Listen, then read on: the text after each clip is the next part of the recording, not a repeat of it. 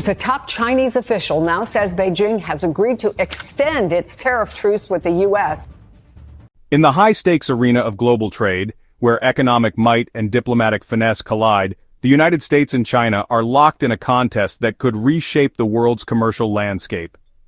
At the heart of this struggle is President Donald Trump's aggressive tariff strategy, a policy rooted in his belief that economic pressure can bend adversaries to America's will. Across the table, China has adopted a different approach, one of calculated patience, subtle concessions, and long-term maneuvering. As the clock ticks toward critical deadlines, the outcome of this clash will not only define U.S.-China relations, but also ripple through alliances, supply chains, and markets worldwide. This is no ordinary trade dispute, it's a battle of philosophies, with Trump betting on immediate results and China playing a longer, quieter game.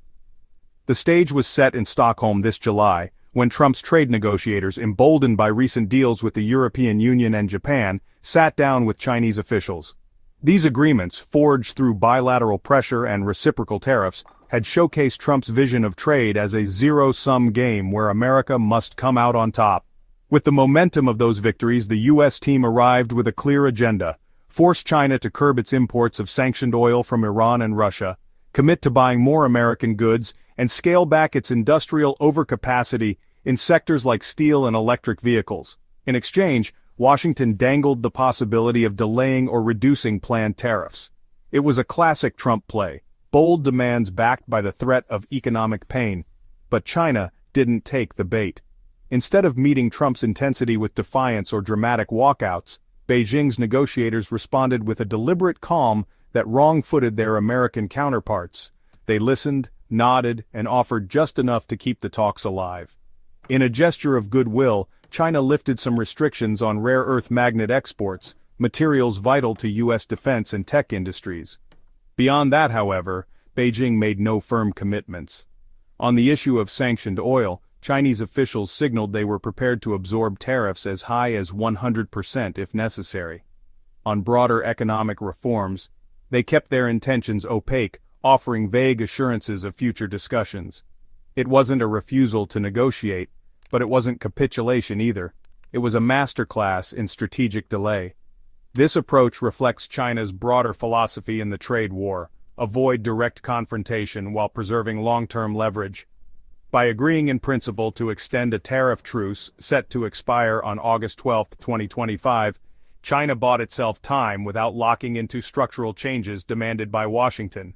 U.S. officials noted that the extension still required Trump's personal approval, a reminder that the deal remained fragile. Beneath the surface, Beijing's message was unmistakable: it would engage on its own terms, not America's. While the U.S. pushed for rapid rebalancing of trade and the reshoring of manufacturing, China focused on minimizing disruption, emphasizing de-risking over decoupling. Instead of immediate concessions, Beijing proposed procedural steps, more meetings, shared economic reports, and diplomatic channels, to keep the conversation alive without ceding ground. China's ability to hold firm stems from its structural advantages, particularly its dominance in critical supply chains. Rare earth elements, for instance, are a powerful bargaining chip. In 2024, China controlled over 90% of global rare earth refining capacity, according to the U.S. Geological Survey. By restoring some magnet exports to U.S. firms, Beijing signaled cooperation without relinquishing its grip on this strategic resource. Similarly, on the issue of Iranian and Russian oil, China neither denied its purchases nor flinched at the prospect of penalties. Instead, it framed itself as a sovereign actor willing to pay a price for its choices, a stance that neutralizes accusations of wrongdoing while reinforcing its autonomy. This combination of limited concessions and unyielding resolve allows China to navigate Trump's pressure without sparking the kind of escalation his strategy often invites. Trump's trade doctrine, by contrast, thrives on speed and spectacle. His tariffs are not just economic tools but political statements, designed to project strength and deliver tangible wins for American workers. Since returning to the White House, he has made tariffs the cornerstone of his agenda, arguing they level the playing field for U.S. industries battered by decades of globalization. But this approach has introduced volatility that unsettles even America's closest allies. Nowhere is this clearer than in Canada, where Trump's policies have strained a partnership once considered the bedrock of North American trade. In Ontario, Premier Doug Ford has emerged as an unlikely voice of defiance. Standing before reporters in the midst of this uncertain trade climate, Ford didn't mince words. If Trump's tariffs persist, he warned, Canada may turn to China. This wasn't a rhetorical flourish, it was a calculated signal from one of Canada's most powerful provincial leaders. Ontario alone conducts over $43 billion in two-way trade with China, a figure dominated by imports but growing in strategic importance. Ford's message was clear. If the U.S. continues to act unpredictably, Canada will seek partners who play fair, and Beijing is a viable option. The roots of this tension lie in Trump's relentless tariff campaign against Canada. Steel, aluminum, autos, and softwood lumber have all been hit, with a sweeping 35% tariff on non-compliant Canadian goods looming as of August 1, 2025. For Canadian businesses, this isn't a negotiation tactic. It's a threat that keeps shifting, eroding the stability of a trade relationship that once seemed unassailable. In response, Ottawa has escalated its own tariffs on U.S. steel and aluminum, matching American increases. More significantly, Canadian provinces are diversifying their trade networks, building escape routes through new export lanes and partnerships. Canadian brewers, for instance, are now sourcing aluminum cans from China due to soaring U.S. prices driven by tariffs. According to RBC, nearly 90% of Canadian exports to the U.S. are now fully compliant with the USMCA, a defensive move to navigate around American uncertainty. The implications of a Canadian pivot to China are profound.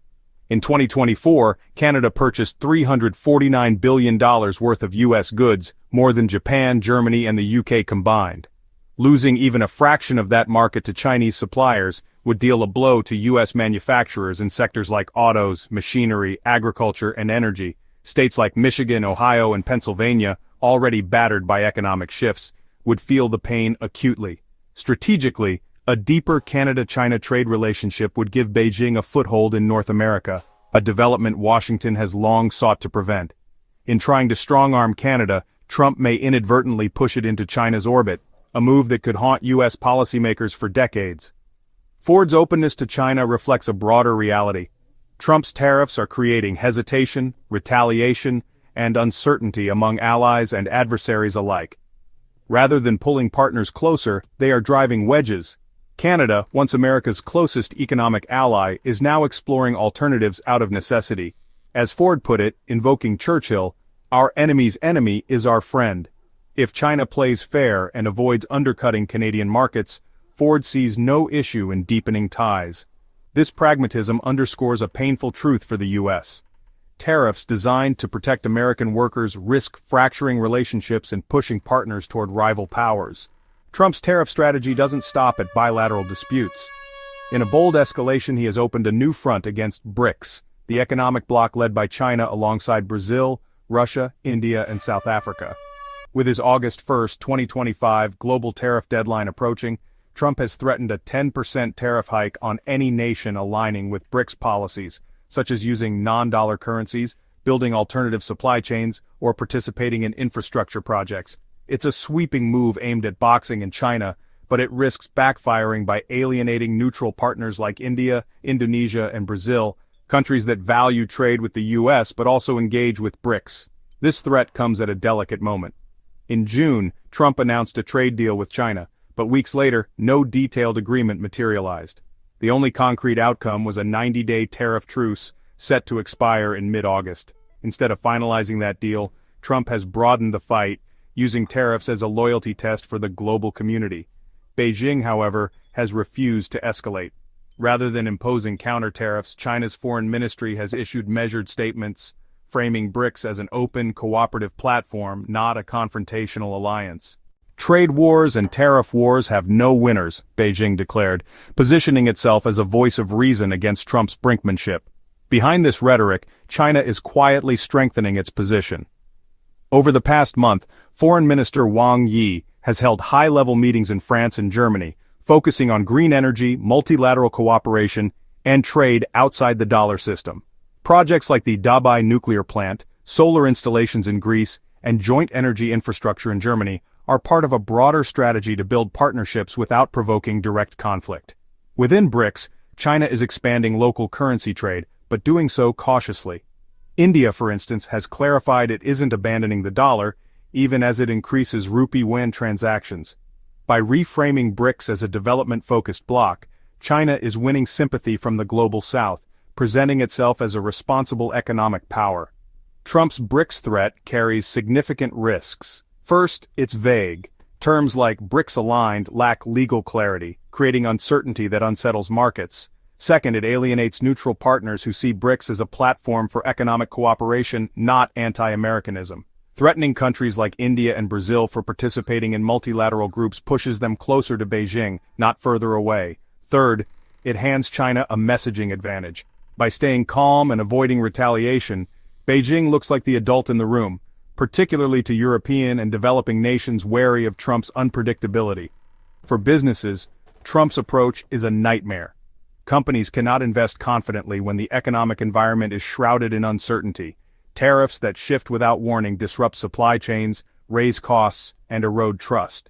If the US-China truce collapses by mid-August, a new wave of tariffs could crash into already fragile global markets. This isn't just a trade dispute, it's a clash of worldviews. Trump believes power lies in pressure, tariffs, deadlines, and demands. China, by contrast, is betting on patience, diplomacy, and alliances built one project at a time. The stakes couldn't be higher. Trump's tariffs were meant to protect American interests, but they risk isolating the U.S. in a world that craves stability.